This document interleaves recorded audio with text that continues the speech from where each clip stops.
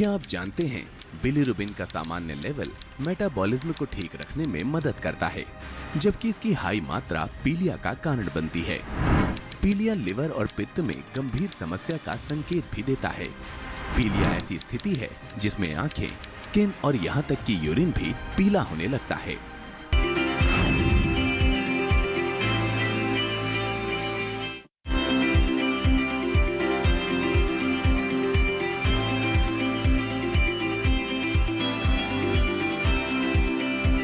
पीलिया यानी जॉन्डिस एक ऐसी अवस्था है जब मरीज की त्वचा और आंख का सफेद हिस्सा पीला पड़ने लगता है और खून में बिलीरुबिन की मात्रा बढ़ जाती है। हालांकि ये अपने आप में कोई बीमारी नहीं है, लेकिन ये एक बीमारी या परिस्थिति का लक्षण जरूर है। जी हाँ, पीलिया कई बीमारियों की वजह बन जाता है। मलेरिया, एनीमिया और थैलेसीमिया जैसे रोग बिलीरुबिन के निर्माण की गति को तेज कर देते हैं, जबकि हेपेटाइटिस, अल्कोहलिक लीवर की बीमारी, ग्रंथियों का बुखार, लीवर का कैंसर और यहाँ तक कि अत्यधिक मात्रा में शराब पीने से बिलीरुबिन को प्रोसेस करने की लीवर की क्षमता प्रभावित होती है। ध्यान देने वाली बात यह है कि रक्त में जैसे जैसे बिलीरुबिन की मात्रा बढ़ती है, किडनी उसे छानकर रक्त को साफ करने में असमर्थ हो जाती है, तो यूरिन का रंग गाढ़ा पीला होने लग जाता है। हालांकि शुरुआती दौर में इसके लक्षण दिखाई नहीं पड़ते, लेकिन कुछ ही दिनों में ये गंभीर रूप धारण कर लेता है। हेपेटाइटिस बी एक वायरस होता है जो कि ब्लड से एक आदमी से दूसरे आदमी पे जाता है, और ये वायरस से लीवर की डैमेज होती है। सबसे इम्पोर्टेंट है, ये जो वायरस होता है ज़्यादा करके मदर से बच्चे को आता है। अगर मदर को इन्फेक्शन है हेपेटाइटिस बी का, तो ये इन्फेक्शन बच्चे को आता है, और हमारे कंट्री में अबाउट 80% लोगों को इन्फेक्शन से फैलता है। गौरतलब है कि हमारे शरीर में लीवर पित्त का स्राव करता है, जो पाचन में सहायता करता है।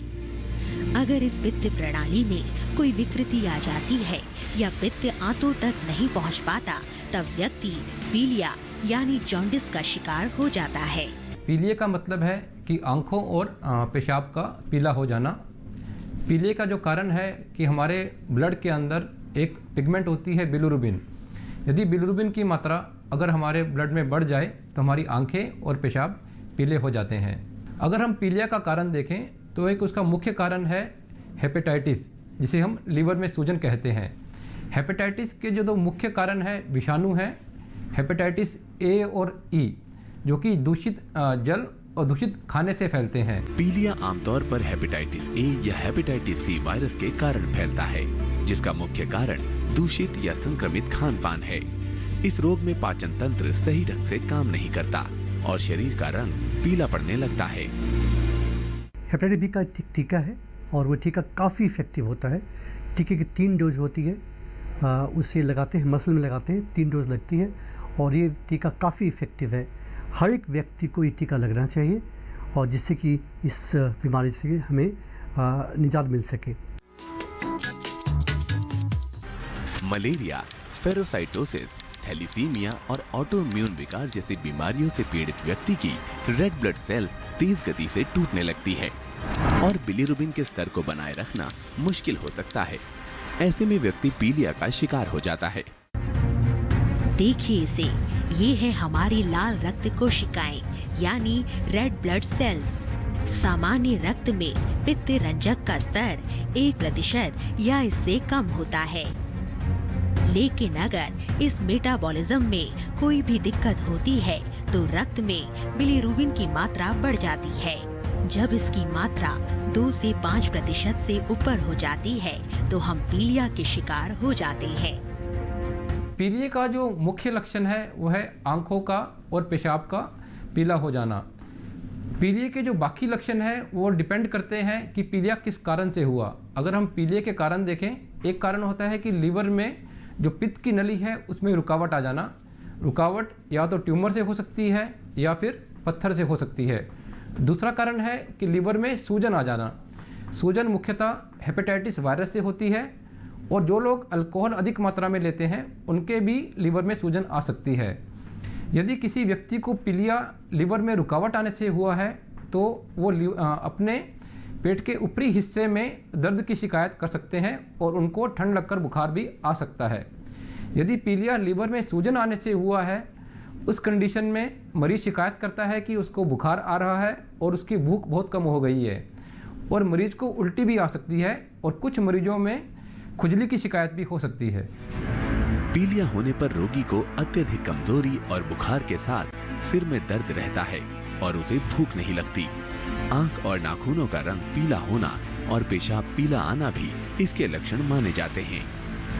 पीलिया का और एक लक्षण है कि पेशाब का कलर जो है बदल जाता है और एकदम पीला रंग शुरू हो जाती है। अगर जो आदमी की पीलिया है, अगर पानी अच्छी तरह से पी रहा है फिर भी उसकी पेशाब का रंग पीला है, तो इसकी संभावना है कि उसको पीलिया का लक्षण शुरू हो चुकी है। विषाणु रहित पीलिया रोगी के मल के संपर्क में आए हुए दूषित जल, कच्ची सब्जियों आदि से फैलता है। इतना ही नहीं, अगर किसी रोगी को लगाई गई सुई का इस्तेमाल किसी दूसरे व्यक्ति के लिए की जाए तो पीलिया उस व्यक्ति को भी अपना शिकार बना सकता है। अगर किसी को हेपेटाइटिस बी का इन्फेक्शन है तो उन्हें अपनी नीडल या ब्रश शेयर नहीं करने चाहिए, क्योंकि जैसे ब्रश शेयर करेंगे या नीडल शेयर करेंगे तो उससे इन्फेक्शन एक व्यक्ति से दूसरे व्यक्ति को चला जाएगा, तो ये इम्पोर्टेंट है। इसके अलावा रोगी व्यक्ति का खून अन्य व्यक्ति को चढ़ाना भी पीलिया का कारण बन सकता है। लंबे समय तक मलेरिया का बना रहना, पित्त की नली में पथरी अटकना, ज्यादा शराब पीना, नमक और तीखे भोजन के अलावा खून में रक्त कणों की कमी से भी आप पीलिया की चपेट में आ सकते हैं। जॉन्डिस अलग जो कॉमन कॉज है आजकल इंडिया में, जो शराब पीने की वजह से। शराब पीते पीते लीवर डैमेज होता है, पर लोग को पता भी नहीं चलता है कि लीवर ये शराब पीने जैसे लीवर खराब हो चुका है। जब पीलिया होता है उसके साथ में पेट में पानी भी भरता है, उस टाइम पे कम से कम 80% लीवर डैमेज हो चुका है, जिसकी वजह से लीवर ट्रांसप्लांट करने की जरूरत पड़ सकती है। और कैंसर की वजह से अगर लीवर खराब हो और जॉन्डिस हो, उसके लिए ऑपरेशन होते हैं, स्पेशलिस्ट ऑपरेशन होती है, उसके लिए काफ़ी जांच होती है, उसके बाद में उनका लीवर का जो कैंसर हटाया जा सकता है।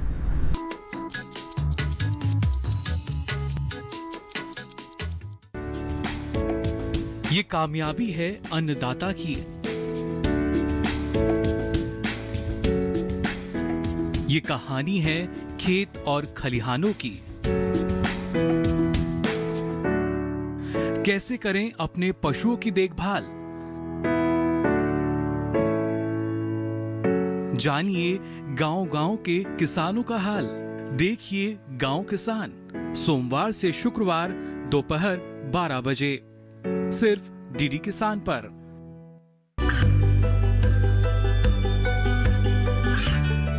गांवों और पिछड़े क्षेत्रों में सरकारी योजनाओं की जानकारी पहुंचा।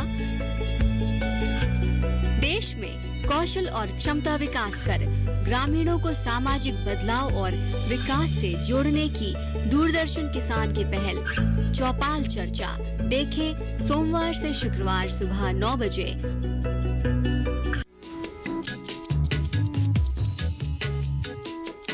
नवजात शिशु में पीलिया तब भी हो सकता है जब बच्चा ब्रेस्ट फीड नहीं ले पाता। इससे बच्चे के शरीर में निर्जलीकरण होता है, आंतों की प्रक्रिया में कठिनाई होने लगती है, लाल रक्त कोशिकाएं टूटने लगती हैं और बिलिरुबिन बढ़ने लगता है।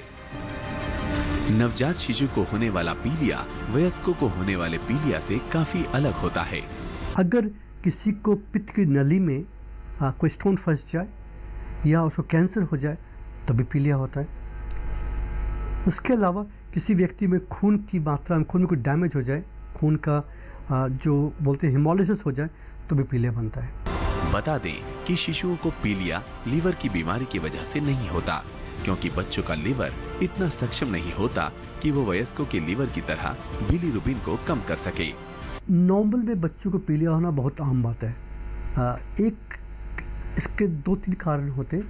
ऑलमोस्ट हर एक बच्चे को शुरू के 10 दिन के अंदर में, 2 दिन से 10 दिन के अंदर में पीलिया होता है, और पीलिया माइल्ड सा होता है, आंखें थोड़ी पीली होती है, और 10-12 दिन के अंदर वो पीलिया ठीक हो जाता है। और इसके कारण है कि जो बच्चे के जो खून की जो टूटते हैं, जो कण टूटते हैं, उससे वो एक एंजाइम की उतनी डिफिशिएंसी होती है बच्चों में कि वो उसको पूरा डिग्रेड नहीं कर पाते। इस कारण से उनको पीलिया होता है। तो वो नॉर्मल है और हर एक बच्चे को होता है, वो ठीक हो जाता है। बच्चे का शरीर पूरी तरह विकसित ना होने के कारण लीवर का ब्लड बिलीरुबिन को बाहर नहीं निकाल पाता। तब ऐसी स्थिति में पीलिया अर्थात जॉन्डिस की शिकायत हो जाती है। इसलिए बच्चे के ब्लड में बिलीरुबिन की समय समय पर जांच करवानी चाहिए। जॉन्डिस जो है सब उम्र में इफेक्ट होती है, लेकिन कारण अलग अलग होते हैं। जैसे बच्चा जन्म लेता है, एक कंडीशन है, इंग्लिश में बोलते हैं मेडिकल टर्म में कि बिलियरी एट्रेसिया। इसका मतलब कि पित्त की नली जो है, जो जन्म से ही मतलब डेवलप नहीं होती है। इसकी वजह से बचपन से ही जॉन्डिस होने लगता है और बच्चा जो है उसका जॉन्डिस बढ़ते बढ़ते एकदम पीला रंग का हो जाता है और लीवर डैमेज हो जाती है। बच्चों में होने वाले पीलिया के सामान्य लक्षण आंखों और त्वचा का पीलापन, अनिद्रा, भूख में कमी और बहुत तेज रोना आदि हो सकते हैं।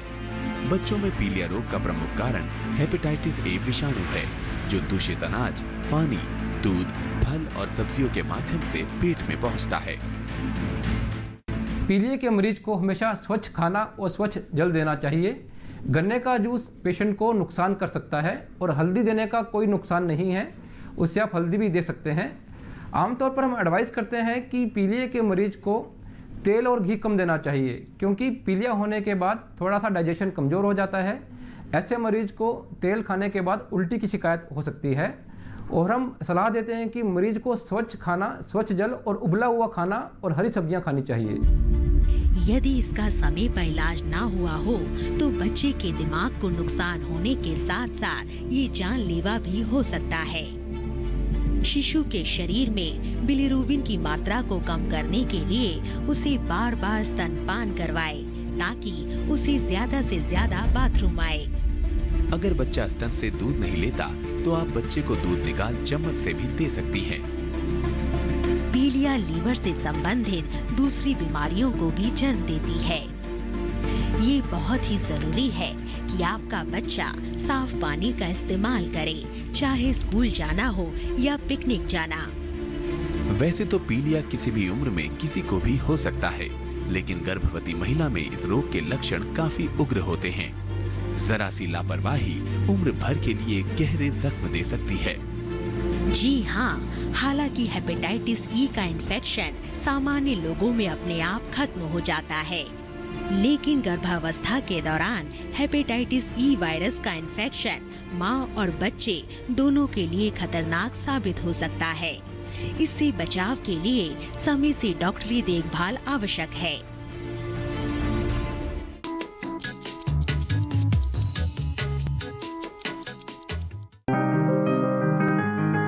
बीमारियों से कैसे बचेगी फसल? मवेशियों की मुश्किलों का क्या है हल? कहां से लाएं बीज, कितनी लगेगी खाद? किसानों के हर फोन का विशेषज्ञ देंगे जवाब। देखिए हेलो किसान लाइव, सोमवार से शुक्रवार शाम 6 बजे।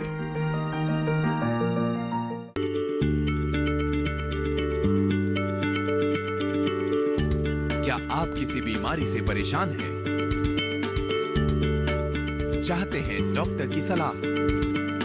तो हम हैं आपके साथ, बताएंगे आपको जीने की राह।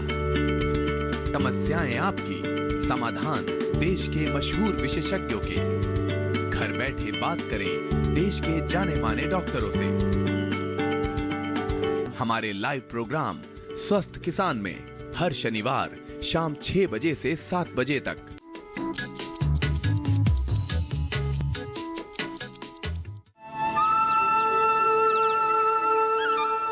नमस्कार।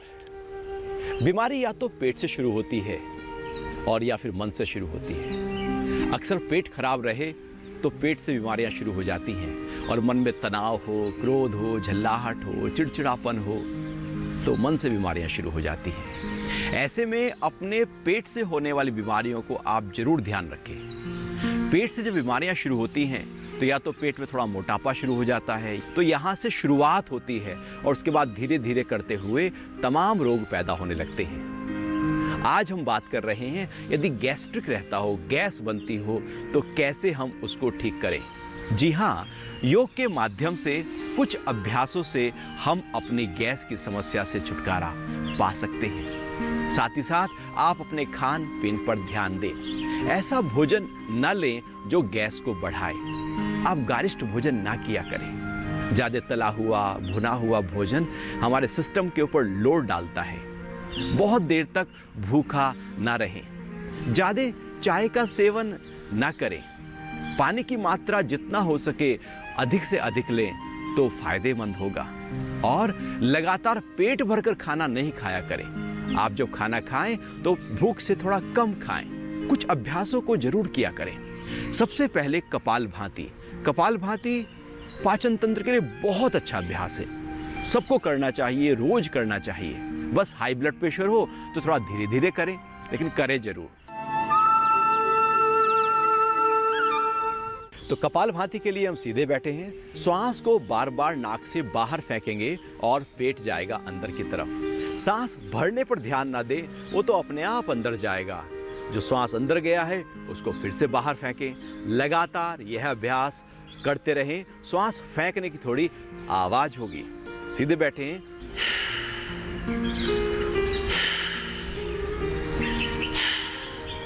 लगातार जब तक आप आराम से कर सकें इस अभ्यास को करते रहें। पूरी मस्ती हो, पूरा एंजॉय करें। नाक से फेंके सांस, पेट थोड़ा अंदर जाए। जल्दी जल्दी नहीं करना और गिनती भी नहीं गिनना, घड़ी भी नहीं देखना। जितना आप आराम से कर सकें बस उतना करें और उसके बाद रुक जाएं। ऐसे 3 राउंड कपालभाति का अभ्यास कर लें और ध्यान को पूरी तरह से अपने पेट पर, अपने पाचन तंत्र पर लगाए रखें और ये भाव पक्का करें कि मेरी आंतों को बल मिल रहा है और मेरी जो गैस की समस्या है उससे छुटकारा मिल रहा है।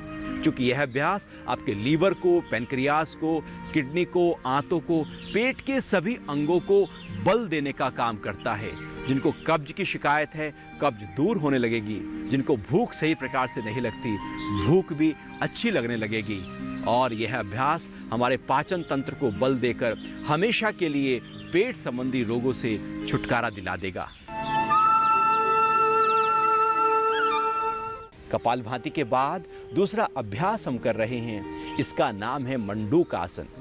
बस इतना ध्यान रखना है, कपालभाति जब करें तो पेट खाली होना चाहिए। इसलिए योग के लिए सबसे अच्छा समय होता है सुबह को खाली पेट अभ्यास करें। मंडूकासन के लिए आप आराम से वज्रासन में बैठ जाएं। ऐसे घुटनों को मोड़कर दोनों हाथों को, मुट्ठियों को बंद करें, अंगूठा अंदर रखते हुए मुट्ठियों को पेट पर इस प्रकार रख लें। कोहनियां साइड में हैं। सांस भरेंगे और भरने के बाद सांस को पूरा बाहर निकालेंगे। पेट को अंदर खींचेंगे, मुट्ठियों से पेट को दबाएंगे, आगे झुक जाएंगे।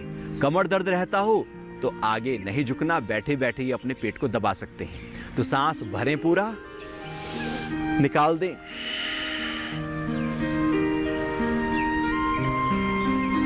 अब आगे झुकने के बाद अपनी कोहनियों को थोड़ा ऊपर उठाएं और दबाकर रखें अपने पेट को। सिर भी उठा लें, रुक जाएं, फिर धीरे से वापस।